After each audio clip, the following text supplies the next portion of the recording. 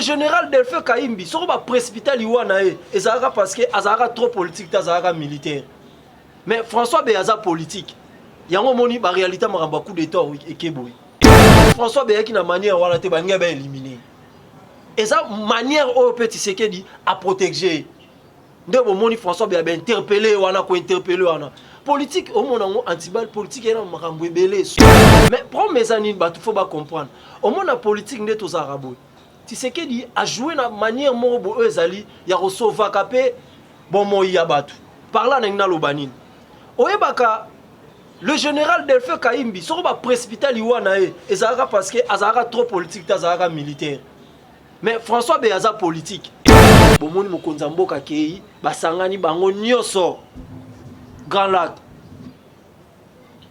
et pas Sassou.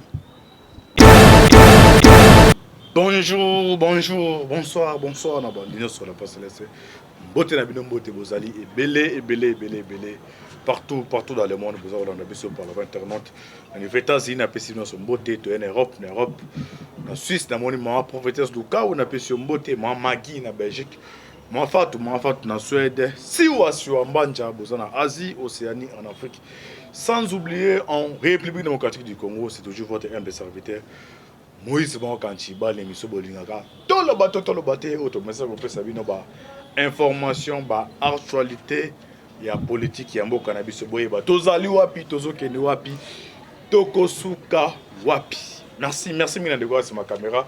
John Maboki Bende, Ndeko Alvi, les signes naturels, c'est Simboko, la victime de Masiara. De Toloba toujours, Lola, les Agofuta, c'est Matoko Loba. Zamba Botoko Zoye, wapi. Bossabonne massivement pour nous continuer à avoir information en temps réel. Processus électoral to komi wapi. Kadi Mazal en volontaire au ça m'a pris en 2023 ou pas. Ni sa finance, à ce moment IGF balandera. Na débit abo déjà nous ya détourné mais ça to kosuka wapi est-ce que ça sous moto to repese confiance bien bato pour so église catholique bazaki na raison to limbo la biso bino awa 40e anniversaire à IDPS ekani bazu pouvoir 3 ans yango na lito balita ki na pouvoir bazu nini ba porter na peuple congolais et ça basi to limbo la biso na bino dossier à coup d'état suite. Et ça continue, to comme le wapi. Et ça va dossier to limba le bus na bino. Alors Léon Azaïnga Morote. Ceux qui toza même langage na maboki bende. Toza mon ko ya ba communicateur ya IDPS nene to ça décryptage ya masonai. Na kombo ya l'enfant terrible. Bonjour. Bonjour Antibal. Bonne santé. Ouais, santé très bien. Tout ça malam vu que tout ça il moi tant to bando les caté ba déplacement les cas pour na ba formation pour le concevoir pouvoir maintenant tout ça déjà na mboka ya moni d'ailleurs répondre invitation non. OK, tu veux répondre invitation là. Tu veux un dossier à processus électoral. Bato la muka bande ko loba 10 ka to bande ko douter na Denis Kadima mais bino bato pouvoir bien espère musoba que no ya za moto maeli. Ça c'est mon problème, ça c'est mon problème. Mais scandale ça s'est passé dans l'habité sur Landagi. Ministre de Finance d'abord c'est ni mutabandaka avec non. Tisko no pesi bango ata likuta mo te pona problème. Mais to Hollandi sortie médiatique il y a mis sa finance abi. C'est ni de bazami ba taki ba prix. Il y a matériel il y a c'est ni ata 40e fois.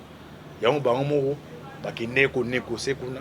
Alors boni muto aza censé il y a aussi la biso ma ponami ozala moi malam ko le 2011 à 2006 à 2018 mais déjà na début déjà nous bandi est-ce que tu repères sa raison église catholique commentaire non Antibaleza likambo repère sa raison église catholique telelo so kadima zali c'est église catholique nda facilité biso kadima akoma place wana parce que a facilité biso dans le sens que non on va réquiser tu ce que ba connait ko réquiser non nazo loba ko facilité biso na sens nini processus ya makambu nyonso ti numéro 1 abima.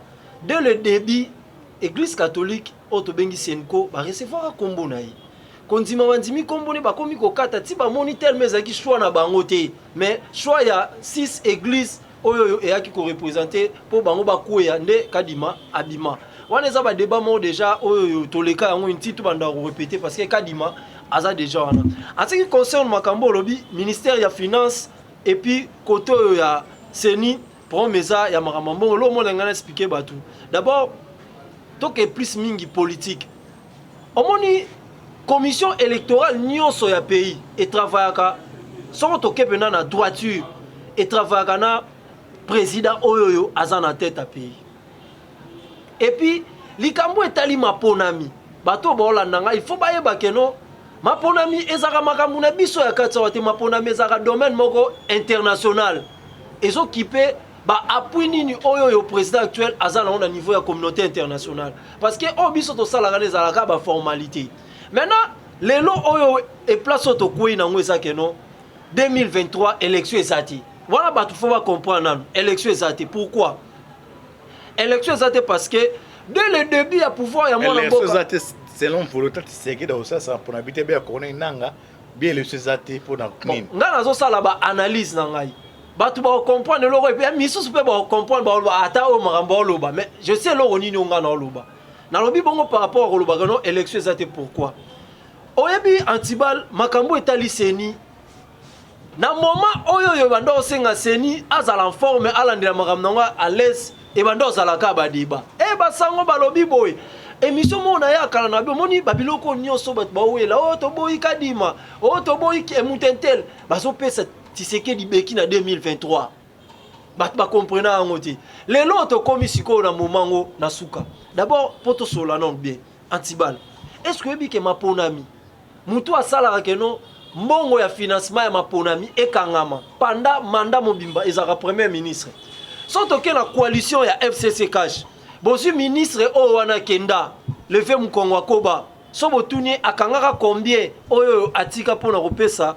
commission électorale mais mine boso la propagande que non na kesa l'état mbongo comme belé ce non propagande ya kesa l'état mbongo comme belé batu baromona propagande wana na mikolo ekoya et là on est la po muta c'est la fausse water on a déjà o ezalaka o les congolais bas na informer 5 ans autres le bango ezali 5 ans l'église catholique ba tchanga tembete église amona église catholique est trop politique siko politique nga ça les ndenga sima mabe ko luko bimisa mabe OK yende vrai mutu mabe nga na hôtel sabat biso zaka ministre finance muta parti il y a IDPS OK era lobby que non seni ba dirigeant seni actuel ba dika dima baza crédit beta 5 na IG balandela bango ba priya ba biloko besi ba bité bon ba tion fois 40 ce que boni muto déjà makambo ya mikie boza sérieux bosko na makambo tali ya est-ce que musala ya ministre ya finance ezali kolandela ba priya biloko ba tie prix bon non musa neze ngwana te ministre finance azo collaborer na budget soki seigneur bi pona sala musa na ngai malamu ezo senga ota atali necho watera $5 so bisinga ke non $2000 na pesa on a landela te non il faut l'état il faut non pardon ministre finance asali boy pona zombo wana o na passe non yete mtasali boy yete mtasali je so mboka ndem mtasali mbongo ane kote belé et puis IGF oyo a hôtel mela lelo oyo ba attribution ne koti mbongo be na ministère ya finance pour mes nga non ngana faire voir batu ke non eza Jemo Bouyebeta Manase entre ministre de Finance na commission électorale ya Seni. Mais on a créé on est manœuvre politique. Donc pour nous est censé que ça la pour les Congolais. Ou comme IG. Mais non, nous avons fait le nem ça les élections. Non, Église catholique a la raison non, Tozana Antibal, Tozana gérer les populations. Antibal, premier. Boya a ba plateau pour représenter pouvoir na bino.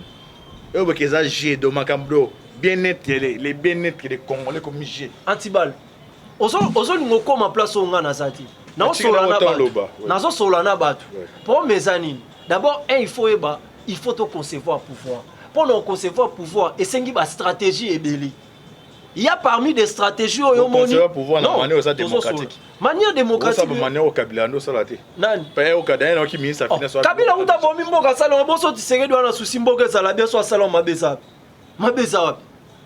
So Tshisekedi aza na souci aza na pouvoir et puis na ndenge Congolais zo mona keno par rapport à Tshisekedi na Kabila vaut mieux que Tshisekedi amona mboka de aola kisakeno ana souci ya mboka na ye babiloko belé o Kabila bebisa ya zo zombisa siko soko lobi asala manœuvre politique pour l'élection za la te mabeza on demande pour présenter la population non exactement ça on peut biso ya 5 ans qui na zena non afa ku tutokoma na église catholique abimisa voix na yoganga de atolubango mandat weza mandat ya transition sa Joseph Kabila toloba ngo kala et c'est loko sikate tout le monde a une mission, un mandat ou un mandat de transition. Non, selon Haïti, selon plan Oyoyo, il y a conservation à pouvoir au biso Tolingaki. Et ça bon.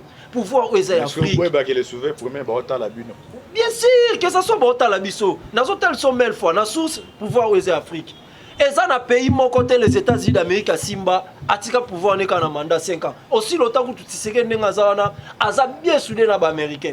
Tout au bango ba solo là, a ça l'effort pour à respecter. Il faut ba loukele kaka moyen no bo ça là, ba garder na pouvoir pour na ba intérêt na bango, c'est ça. Donc, on a que trop politique pour nous faire voir Batukeno. Ça n'a rien à voir au Vandano, mi pesa na ba débat. Kadi mazongi boye, koto yo snana pesi boye. Et ça pour il y a conservation et pouvoir. Donc 2023, ma ponami, so ba zelango, to ko changer kaka ba gouverner, to changer ba gouverner pour na to luka moyen ya ko exécuter ba action chef de l'état na ba province mususu. Pour le makambo etali présidence ba zelango ti 2028. Ok, merci. Tu continues le dossier à coup d'État. Situation de Komeloapi. Dossier à coup d'État, citation de Komeloapi. Antiba. Ah oui, banda histoire et banda coup d'État, Betami Moutoumon a arrêté. Non. Il y a théâtre. Moutoumon a arrêté, nan. François Béya. Oui, Batoubabi François Béya, Moutoumon a arrêté. Les lois officiellement. Oui, ouais, c'est officiellement. Situation en tant qu'habitude, non. Bah les bacs Moutoumon, donc Moutoumon organisation officielle qui est arrêté, c'est M. François Béya, le conseil spécial en matière de sécurité et le président de la République. Antibal. Antibal. Nga le nando le ka an émission. Donc nga le na bando le ka na émission a mille fois nando yeb sabatu. So na 6 émissions on appelle ça mbote na François Béya, le vieux fantôme. Na ontika te na ndope ça peut ka mbote pa na. Bon, on a des relations ou ça entre nous. Mais pour mes amis batu faut pas comprendre. Au monde la politique ndet aux arabes. Tu sais que dit a jouer na manière mo ezali ya recevoir capé bon mo yabatu. Parla na lobanine. Oyebaka le général Delphin Kaimbi soko ba précipiter liwana ezaka parce que azaka trop politique azaka militaire. Mais François Beyaza politique. Yango moni ba réalité maramba coup d'état et keboy.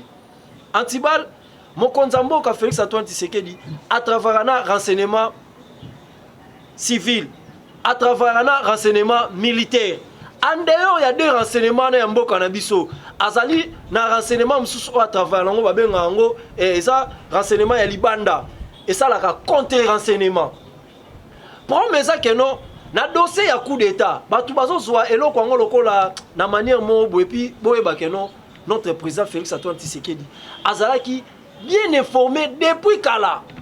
Avant même que voyage autour kende ya Kasa ya Mbushima wana. Azala déjà informé. Et bando c'est là kaka moment eloko wana jour et ça là ba moko réaction sanine et salama. Maintenant eloko sali que non bazwa François Béya na niveau ya année et ça deux biloko bazoli François Béya. Au moni na politique soko ozo sa musala malamu. O comprendre que non musala onga non sala na komi bloquer ne loko moko boyo comme senga négociation na bato ngambu et simbisa otouche. Parce que François Béya a commencé déjà à coopérer avec Batouanga, mais Asali Moussane Kitoko, Asa le seul, donc on a président en matière de sécurité, Oyoyo, président de Kanaba Boma, mais Esimbati. Et ça à travers et puis na service au Libanda où ça la contre-renseignement. Maintenant François Béya Bandoro Zwaba, BI, il y a tout étendu à RDC. Et pas il y a président de la République sur le quotidien même ça le rapport wana. Mais le président Zaghi Nabé Moussou Outaka direct Libanda. Où il y a une collaboration entre FBI et les États-Unis d'Amérique. So ba sali rapport na bango ba pesi. Ba comme on a siko na des rapports wana et ça na côté moko ça la lokola fuite d'information et bimaté. Des places et pesi place que non ya otala que non c'est que François Béya a complicité. Mais sur le plan politique il faut toyeba. Na lobino likambo Delphin Kaimbi pourquoi? Au moni François Béya a politicien. François Béya alinga ki cop na sima ko linga cop pour akomisa message wana esengaki interpellation.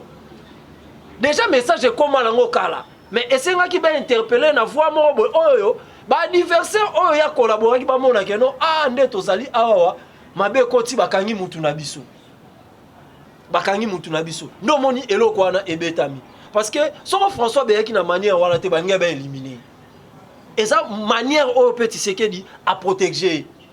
De mon François Béya interpellé ou ko interpellé wana politique au monde antibal politique est makambo ebele surtout politique au monde mboka Félix Antoine Tshisekedi ba adversaire na ye baza puissant et puis ba simbami na communauté internationale ba pays za peu puissant na monde déjà ko concevoir pouvoir na biso toloba kango même les États-Unis d'Amérique acto à sala topé eloko à sala ya contrôler Grand Lac et ça là que non pouvoir ya Congo et ça la protéger maintenant etikali sur le plan renseignement ndo moni François Béa, lelo oyo a quoi il place au Sengaki a quoi. Mais pour la dossier non, mon konzamboka, insécurité, son peu non, banba salaboy. Là au moni 500, 5000 soldats JR babimi ba marché et ça message déjà mon konzamboka petit. Parce que tu vas comprendre le logo anati. Bazela Tshisekedi a ça la déclaration pour être pour le marambo et tali coup d'état wana. Tshisekedi déjà répondre badongolo mission sur le niveau communauté internationale. Après ce message on a dévolé.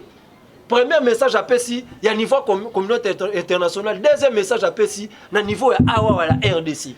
Là bon monde Tshisekedi atamboli donc avant midi mobimba atamboli na car ya yemoko na volant. O ezate ko ba bomba moto. Oui. Bandeko ba kufa na S bandeko ba kandeko ba kufa na S ya tamba mbugini. Oh mais ça combien? Et ça combien? Car ils ont moins de 40 000 $. Et ça combien? Kabila paye car Mercedes a tout blindé à Yanongo Babela, à jour à Yanongo Ngakati. N'a ça même la vidéo A. A Fungola on a Ngakati. Baogang, ah, Raïs, Baogang à Ngakati. Obi tout blindé dans ce zala. Vous avez pour nous copier à Mabé? Non, tu copies à Mabé, biso to suis assez pour nous l'axaboli Mwamboka. Congolais et comment l'ango diabo, bah elle est là au moins Mabé, bah tes commentaires rebellés, Yango Congolais mais ça non. Ok, c'est pas ça. Kabila somba limu asomba nini karo ni na mukio rôle soit mikeo et ça combien ana ona kingakati est-ce que ebike et ça na ba Kawasaki mususu Kabila tambo longo tele matena moto Tshisekedi a sombiona moto kaka ya dépiner Kabila tambo au monde là tikasa que non ba Kawasaki on a bino boye pas les peuple d'abord retour Kabila té donc on peut cet exemple parce que Kabila zaki pour ça na ki bino passe bon ba Kabila zam Kabila donc vous êtes venu pour corriger Antibal c'est comment copier donc ça dit non biso to copier te nazo pesa non ça été pas raison pour Kabila ke ino se changer Kabila ke ino se zandenge moko ba bongo Antibal bino boye Kabila ça mais boye pour na corriger c'est que pesa ça pour Kabila té yo ça les peuple d'abord. Bon, si tu veux corriger Kabila, donc tu sais que dans un véhicule, il y a 35 000 $. Tu tout le monde tourne dans la question que non, tu sais que dans son camion, il y a cher. Dans un peu exemple, Azali, le seul président au Banda Congo et Banda, au Azamutaba sentiment, avant notre pouvoir, attends mon bakara cher. Ouais, par la vidéo, tu sais que dans ça là, na pétinia, ça t'aime, ça va policier, tous ont dans l'opposition pour lobby, tous ont boka, tous ça la binoboza. En d'autres, mon cara combien? Est-ce que Karane a moins de 50 000 $? Non, bah tu faut pas comprendre. Bino, bah communicateur, topé, bah journaliste. Il faut pas tali ça peuple, oh bah y'a na communication, moi y'a diabo. Et non qu'on soutenir, y'a la question de tout non. Le peuple d'abord, attends mon cara, et ça moto, et ça moins de 40 000 $. Yango na ebisio Kabila tambona ba Kawasaki ba 80 000 balles moto ya dépiné nani alobela lelo Tshisekedi tambona moto kako eza mutuka moto na 135 000 $ ndekomi makelele non wana ça ba faux débat wana ya biloko ba communicateur amike balinga ba ko sa peuple pour intérêt na bango réalité wana yeba na sima toza IDPS Antibal souci na biso ezali peuple congolais ayeba Tshisekedi aza lokola mutu nyonso aza lokola président nyonso akose la sentiment oyaye et puis ba ba mona poto ya mutaba leaks na bango bangisa été même ba onte na biloba loba non na mona jour musu na réseau sociaux ba tie montre siko ngani na lati na montre bu ya cher bu yebisa ngai oya loba nga ke no to yibi mbongo mboka pona lata montre non eza mutu mususu a gestionner mbongo ne pas sombelo moins cher pour la fierté na c'est ça. 40e anniversaire à IDPS, ni nous va retenir, ni nous bon, ça vous a un pouvoir, ni nous va interpeller dans la contrepartie, ben la partie moko. La sigolosco plateau, tu es monsieur aussi là, merci. D'abord, et là on a ligné ba congolais va retenir par rapport ya ba mituna nyonso o Antibal atuninga awa. Ba congolais va retenir que non pouvoir ya Congo eza pouvoir moko boy. Et simba la communauté internationale. Félix Tshisekedi Obomona Nengaza notre président Azana balien na la communauté internationale au Basimbi. nazo ke na bino na ba détail malem mais tina suka na question o asuki singa ya 40e anniversaire ya IDPS ni oyo IDPS sali o ba congolais ba retenir malgré tout ese belé to sali ignorance eza problème. Pouvoir na biso il faut to lukato concevoir en pour to concevoir pouvoir na biso et c'est nga fo to za na esprit mo bo o ezali très douce par rapport ya ba jeu de l'air ndenge e kendi to suka ina antibala pour hôtel Sabino que non par rapport ya coup d'état bomoni mokonza mboka ba soda JR ba bimi ba marché pour ko soutenir toujours chef de l'état et après mokonza mboka atamboli presque na ville ya Kinshasa sans sécurité na yebisi bino eza message momba o mokonza mboka pesi mokonza mboka alobaka na ba manière rebelle d'abord na niveau ya communauté internationale pour on luka osala coup d'état na kati ya mboka na biso awawa esengaka il faut on luka ba allié moko pembeni ya pays na biso soko moni soda oyoyo aza ya mboka atelemi pour a marcher à soutenir chef de l'état donc azon pe sa message déjà na communauté internationale oh ba contactera bango pour basala coup d'état ke biso to sala eloko wana te parce que sotali ba coup d'état nyonso to eleki na Afrique et ezala kaka ba garde républicain ndem bakanga président to mona ki na mboko nini na Guinée bakanga président kaka na ba garde na ye colonel kaka ya tout na ye a se to programmer comme président a prêter serment pe lelo to komi boy même mandenge carte nge salama awa siko oya biso awa ba kasable ndenge zayeki ba comprenez que non à travers armée na biso et simbate pourquoi na kati ya armée garde présidentielle nde azalaka donc na facilité yo sala coup d'état wana bango ba beteke eloko wana na 14e région militaire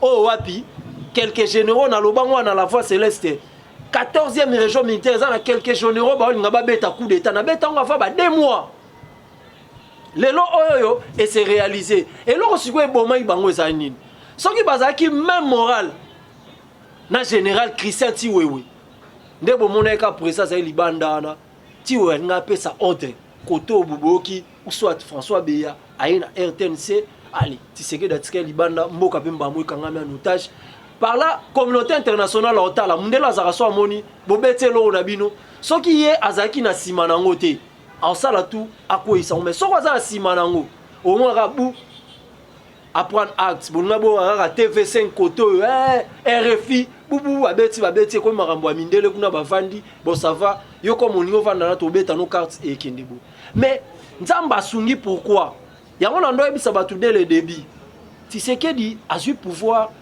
azaki na maturité morobo politique alaccepte na que de quoi aza mwana ya politicien oyo Kabila na reine mobimba atikala kokota pas même na kata Kanchachi mais batu ba comprendre te Tshisekedi andimi avanda pembeni ya ba garde républicaine d'abord ezaki po azwa confiance na bango wana za selon ba conseiller na ya communauté internationale ezaki azwa confiance na bango lelo yo coup d'état raté bomoni message oyo ba garde républicaine ba pesi donc bazoye bisa communauté internationale o nga RIS o nga Chine o nga Rwanda koyano ko contacter biso te poto sala coup d'état na mokonzi na biso biso toza fidèle na ye c'est ça yango moni message wani toye deuxième message Tshisekedi a pesi za nini ya kotalisa bato wana ke azali mieux sécurisé ne loko nyonso bino bolinga bosala na tout étendue ya République démocratique du Congo pour beaucoup esa mutu na ye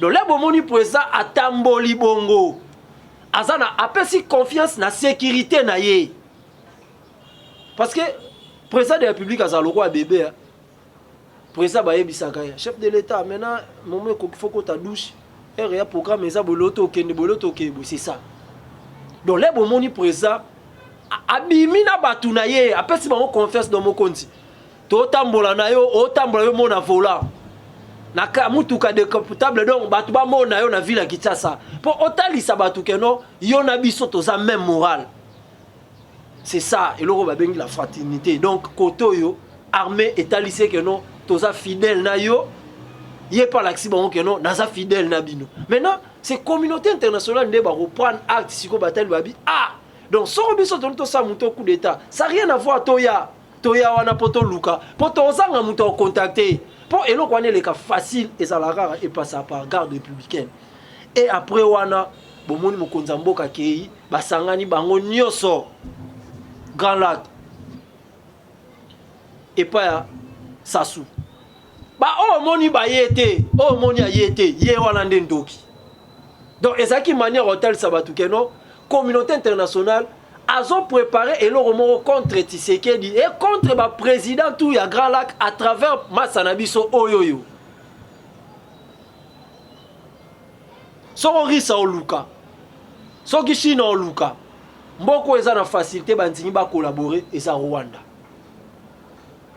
yango moni gagame abo tia makolo mais eloko na yebisa bino bokanga data lelo avec les États-Unis d'Amérique allié na ende ba komo luka batele nzube na bambetu États-Unis d'Amérique a luka apaiser ça l'effort soko relation même ba Chine wana tiba olinga ba pa Tshisekedi ah et comme asiko likambwa ndenge to ba gagna et comme na ba condition na pouvoir les arabongo bokangelo la fa terrible yebisa bino et comme na ba condition non Chine bon ça va ton dimi gagna aux conditions ça que non to lisu au protéger muto te botika to lâcher na pouvoir akende so wa kei biso na mnoto sali partenariat et comme abongo donc elo Tshisekedi abeti bango yango wana donc pendant ça lelo ezaki 40e anniversaire ya IDPS au wapi ba papa na biso ba parlementaire le 13 parlementaire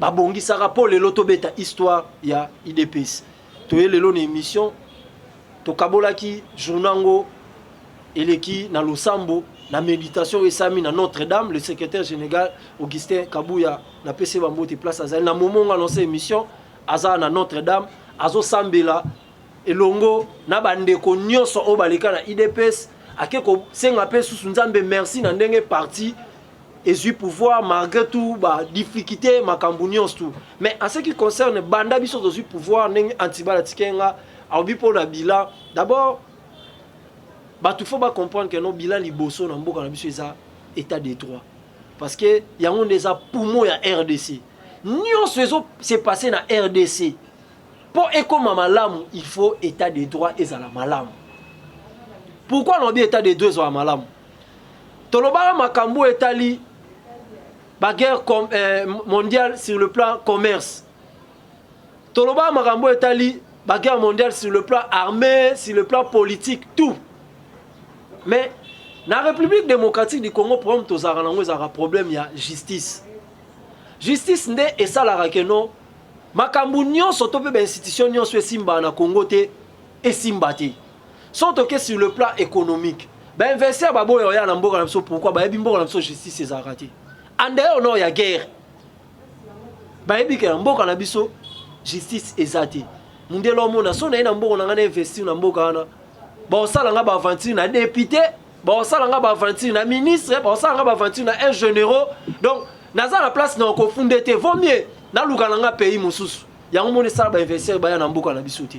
Mais le lot grâce à notre président Félix Antoine Tshisekedi grâce à le 13 parlementaire au batika idéologie le lomo konzamboka azo mema yango ba investir ba komo ya na mboka na biso batu musu ba investir ba ya mema kambo e changer te non et lo nyons tout avant esimba ba préparer ngo même biloko so lingo lia yango bien il faut lamba ngo bien ebela yango moni le lo ba investir ba komo ya na mboka président a signé un contrat tout le monde qui délégation à Pepsi et ya kiawa ba délégation à société RN yé ba makambo belé belé les deux et loko esala que no mboka na biso évoluer te ezali guerre pays où eza na guerre émergence eza raté pourquoi ba pays mususu ba banga ko ya osala peut-être ko investir na mboka na biso même ba individu auta la mboka ni na guerre lobi kuna no ya na mbongo na ngabwe ba pesi ngane te etandi moko na intérieur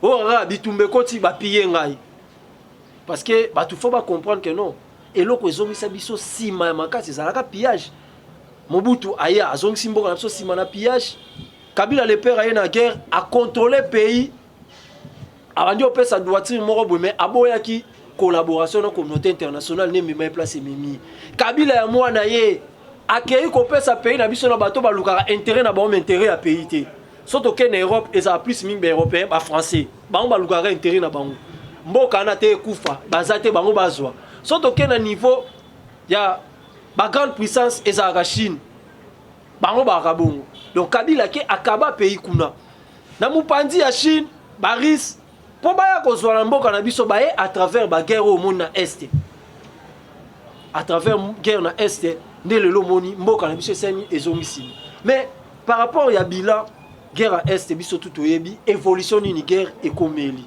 donc eza ba commentaire to ko salate lelo contrôle ya est ekomi na 100% na FARDC coup de chapeau na mokonza mboka ngai na kozonga toza nsima minutes na kozonga lisusu pona kosala na bino analyse ya makambo oyo to zolobela awa na pesi coup de chapeau na batu nyonso na gouverneur de la ville et puis nazo conseiller moi muke ba chauffeur na biso pays na biso République démocratique du Congo ne bomoni yango boye pour message nango ekende libanda balobaka mboka na biso ekomi propre d'abord eloko liboso ezalaka visibilité campagne oya biso moko bato batambola ba pays différents ebele na mboka ba ba réalité ezalaka nga kenda Brazza na kenda Angola tambola presque na ba pays ebele soke na Turquie ozwa photo na place à salité ba okanga yo mais lelo Congolais ça le contraire azam na place à salité ndimia kangane photo publier lo batala boye poni on soit aza contre président de la République soke na Brazzaville ba route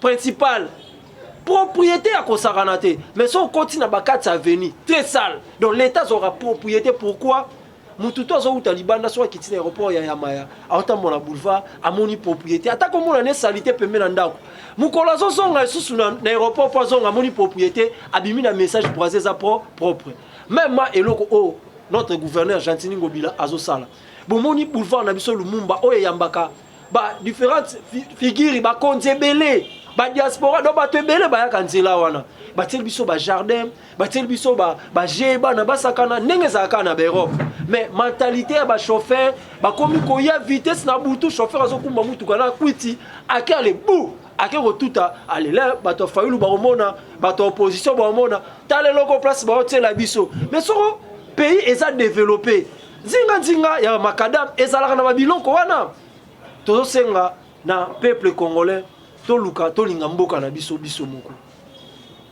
to linga non mboka na biso moko d'abord pour linga mboka na yo il faut olinga ozala propre mboka no ezala propre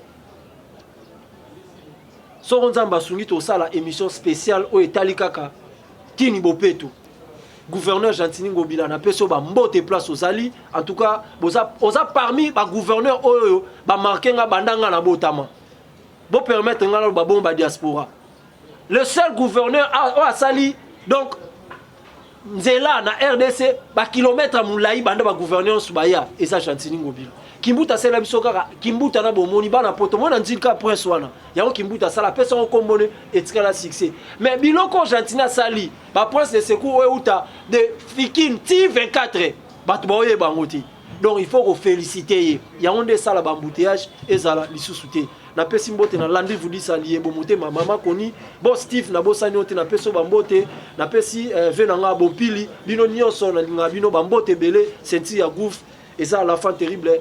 Merci beaucoup. Commerce. Toloba Marambo Etali, bagarre mondiale sur le plan armé, sur le plan politique, tout. Mais dans la République démocratique du Congo, pour un problème, il y a justice. Justice n'est et ça la rakeno. Makambu nyon soto pe institution nyon soit simba na Congo te et simbati. Soto que sur le plan économique. Ben investir babo ya na mboka na biso pourquoi ba yebi mboka na biso justice ezara raté. Ande ono ya guerre.